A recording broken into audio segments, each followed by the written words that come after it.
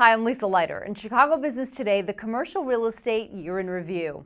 For the commercial real estate community, 2010 is another year they may try to forget.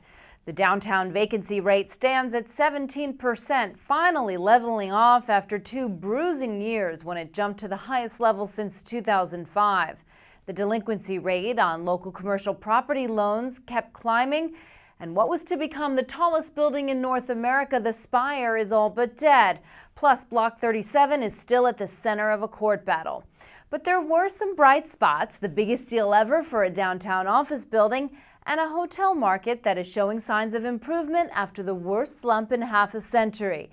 Senior real estate reporter Eddie Babe joined me to talk more about what has commanded the headlines this year and what's likely to grab them next year. So Eddie, where does the Spire stand at this point? What's likely to happen? Well, right now we've got a receiver appointed recently through the foreclosure process. And really what you have probably to watch is some of the contractors vying for the value of what they built into the project, trying to get that back out. It's going to be tough because with the work that's been done, how do you get value out of that? Because we're so far out in a development cycle when anything of the scale that was proposed could actually and would actually get built and make sense.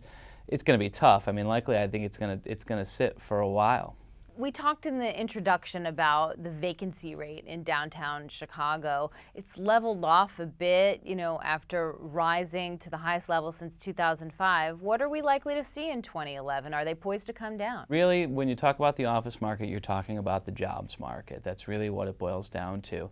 And with most forecasts very muted, very subdued, thinking in terms of economic growth, they just don't see how we'll get much of a downturn in vacancy in terms of demand. The big, sort of positive for the office market is you've got no new towers, no new office buildings planned for the first time in 2007. Nothing is going to come out of the ground and need to get filled this year. The hope is that that's creates a trickle down, but the big question is, where are these jobs going to come from? Back in the pre-recession, it was law firms, professional services firms were really expanding, really looking to grow.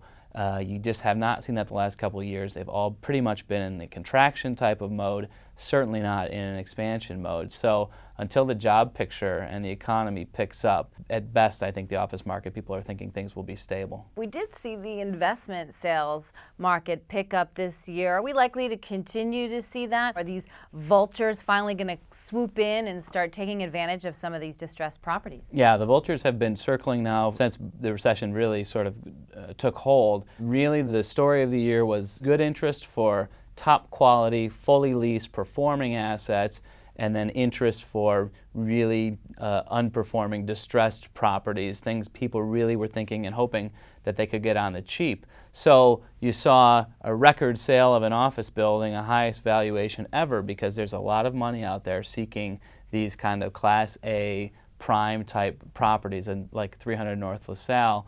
And then on the flip side, you had the vultures. They did start getting deals, and I think just anecdotally with our coverage, in the second half of the year that became more active. I don't know if it's going to be the wave that people had looked for and hoped, but I certainly think you're going to see more of that in 2011. It's going to be a bigger driver. People are thinking the banks are now ready. They've sort of figured out what they can unload and are working their way through their problem loans. And I think 11 is going to see a lot more activity in that. You mentioned that 300 North LaSalle deal, biggest price for an office building ever. Why did that go for so much when just a block and a half away you had that Mesereau Jenner and Block Tower that sold for less than the construction loan? 300 North LaSalle, the magic there was that they got it very well leased up, with people coming in at sort of pre-recession type rates. Firms took it and expanded, and they really filled the majority of that building up.